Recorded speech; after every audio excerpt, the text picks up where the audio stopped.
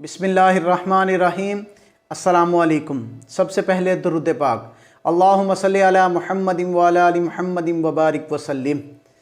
ہمارا آج کا موضوع ہے سب سے پہلا قاتل اور مقتول۔ تو برائے مہربانی جن لوگوں نے ابھی تک ہمارا چینل سبسکرائب نہیں کیا، ہمارے چینل کو سبسکرائب کر لیں اور بیل آئیکن کا بٹن دبا دیں تاکہ آنے والی ہر ویڈیو آپ کو بروقت ملتی رہے۔ روئے زمین پر سب سے پہلا قاتل قابیل اور مقتول حابیل تھا۔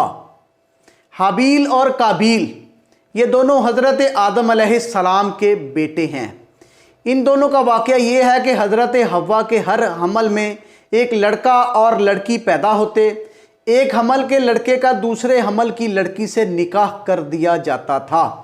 اس دستور کے مطابق حضرت آدم علیہ السلام نے قابیل کا نکاح لیوزا سے جو حابیل کے ساتھ پیدا ہوئی اور حابیل کا نکاح اکلیمہ جو قابیل کے ساتھ پیدا ہوئی کرنا چاہا، مگر قابیل اس پر راضی نہ تھا۔ چونکہ اکلیمہ زیادہ خوبصورت تھی اس لیے اس کا وہ طلبگار تھا۔ حضرت آدم نے اس کو سمجھایا کہ بیٹا چونکہ اکلیمہ تیرے ساتھ پیدا ہوئی ہے اس لیے وہ تیری بہن ہے، اس لیے تیرا نکاح اس سے نہیں ہو سکتا، مگر قابیل اپنی ضد پر اڑا رہا۔ بالآخر حضرت آدم علیہ السلام نے یہ حکم دیا کہ تم اپنی اپنی قربانیاں اللہ پاک کے دربار میں پیش کرو۔ جس کی قربانی قبول ہو جائے گی وہ اکلیمہ کا حقدار ہوگا۔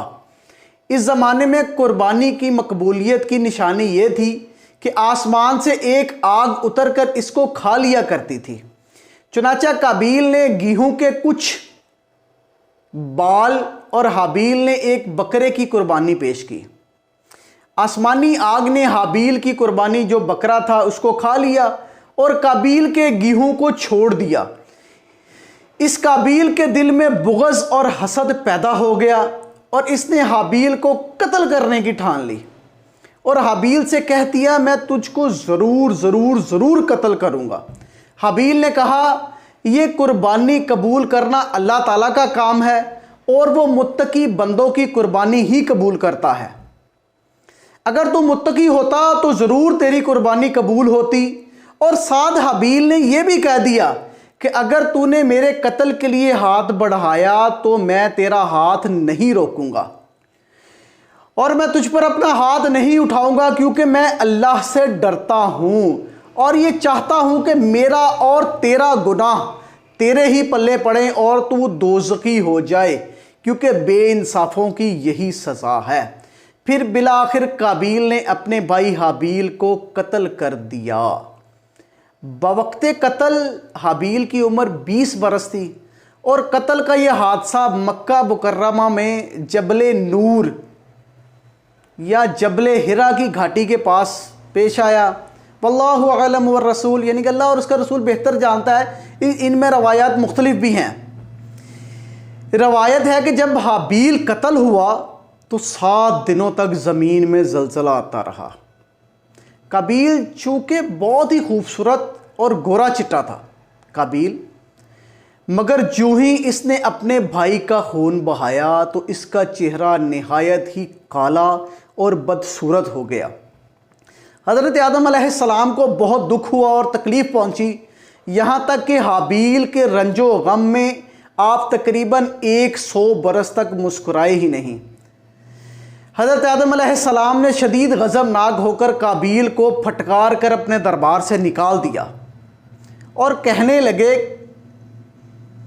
اور وہ بد نصیب اکلیمہ کو ساتھ لے کر یمن کی سرزمین عدن میں چلا گیا اور وہاں ابلیس اس کے پاس آ کر رہنے لگا اور ایک دن کہنے لگا حابیل کی قربانی آگ نے اس لیے قبول کی ہے کہ وہ آگ کی پوجا کیا کرتا تھا، اس کو ورگلانا شروع کر دیا، لہٰذا تو بھی آگ کا مندر بنا کر اس کی پوجا شروع کر دے۔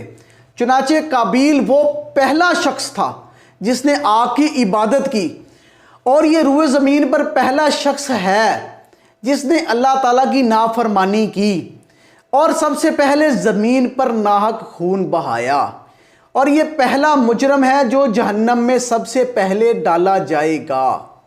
اور حدیث شریف میں ہے کہ روئے زمین پر قیامت تک جو بھی خون ناحق ہوگا قابیل اس میں حصے دار ہوگا، کیونکہ اس نے سب سے پہلے قتل کا دستور نکالا تھا۔ اور قابیل کا انجام یہ ہوا کہ اسی کے ایک بیٹے نے جو کہ اندھا تھا اس کو ایک پتھر مار کر ہلاک کر دیا۔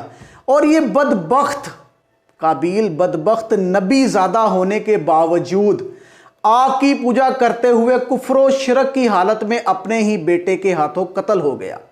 حابیل کے قتل ہونے کے 5 برس بعد حضرت سیس علیہ السلام پیدا ہوئے۔ اس وقت حضرت آدم علیہ السلام کی عمر تقریباً 130 برس کی ہو چکی تھی۔ حضرت آدم علیہ السلام نے ان کو اپنا خلیفہ اور سجادہ نشین بنا دیا اور ان کی نسل کے لیے خیر و برکت کی دعائیں فرمائیں اور دعائیں مانگی۔ ہمارے پیارے نبی صلی اللہ علیہ وآلہ وسلم حضرت سیس کی اولاد میں سے ہیں۔ اس واقعے سے ہمیں چند سبق ملتے ہیں۔ ایک نمبر پہ ہے، دنیا میں جو سب سے پہلا قتل اور خون ناحق ہوا وہ ایک عورت کے معاملے میں ہوا، لہٰذا کسی عورت کے فتنہ عشق میں مبتلا نہیں ہونا چاہیے، خدا کی پناہ مانگنی چاہیے۔ نمبر 2، قابیل نے جذبہ حسد میں گرفتار ہو کر اپنے بھائی کو قتل کیا۔ اس سے معلوم ہوا کہ حسد انسان کی کتنی بری اور خطرناک قلبی بیماری ہے۔ اس لیے قرآن مجید میں من شر حاسد اذا حسد فرما کر حکم دیا گیا ہے کہ حاسد کے حسد سے خدا کی پناہ مانگتے رہو۔ نمبر 3 پہ ہے، خون ناحق کتنا بڑا جرم ہے۔ اس جرم کی وجہ سے ایک نبی کا فرزند اپنے باپ حضرت آدم علیہ السلام کی اولاد ہو کر ان کے دربار سے نکال دیا گیا اور کفر و شرک میں مبتلا ہو کر مر گیا، اور قیامت تک ہونے والے ہر ناحق خون میں حصے دار بن کر عذاب جہنم میں گرفتار رہے گا۔ نمبر 4، اس سے معلوم ہوا جو شخص کوئی برا طریقہ ایجاد کرے تو قیامت تک جتنے لوگ اس طریقے پر عمل کریں گے وہ سب کے گناہ میں برابر کا شریک ہوگا۔ نمبر 5، اس سے یہ بھی معلوم ہوا نیکوں کی اولاد کا نیک ہونا ضروری نہیں، نیکوں کی اولاد بری بھی ہو سکتی ہے، کیونکہ حضرت آدم علیہ السلام اللہ پاک کے مقدس نبی اور صفی اللہ ہیں، مگر ان کا بیٹا قابیل کتنا خراب ہے وہ آپ سن چکے ہیں۔ ہمیشہ ہر شخص کو چاہیے اللہ پاک سے فرزند صالح اور نیک اولاد کی دعائیں کرتا رہے۔ اللہ پاک سے التجا ہے کہ ہمیں نیک اور صالح اولاد عطا فرمائے اور ہماری اولاد کی حفاظت فرمائے اور ان کو 5 وقت کا با جماعت نمازی بنائے۔ آمین۔ جزاک اللہ۔